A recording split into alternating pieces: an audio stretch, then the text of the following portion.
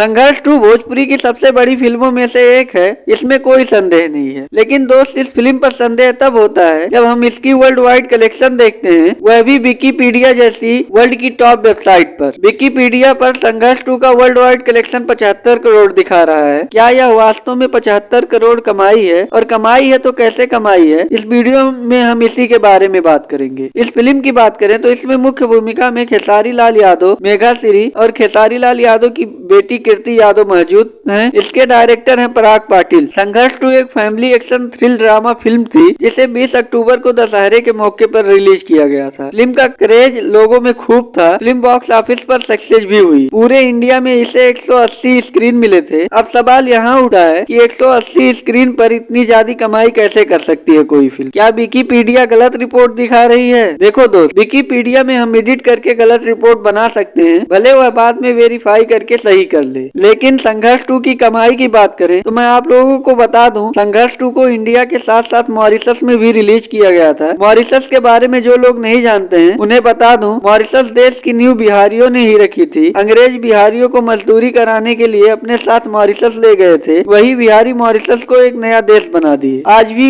Mauritius की दूसरी राष्ट्रीय भाषा भोजपुरी ही है। वहाँ आज भी बिहार के ही लोग रहते हैं और वहाँ आज भी 51% लोग भोजपुरी बोलते हैं। अब संघर्ष 2 को देखा जाए तो ऐसे देश में संघर्ष 2 को अगर जो अच्छा रिलीज मिला होगा तो लाजमी सी बात है कि वह अच्छी कमाई की होगी। बाकी कुछ रिपोर्ट के माने तो संघर्ष 2 का ज्यादा कमाई मॉरिशस से ही हुआ है। दोस्त, अगर जो सच में संघर्ष 2 इतनी कमाई की है तो यह भोजपुरी के लिए काफी अच्छी खबर है। यह वीडियो आप लोगों को कैसा लगा कमेंट में जरूर बताइए। बाकी आज के लिए बस इतना ही, मिलते हैं अगली वीडियो में।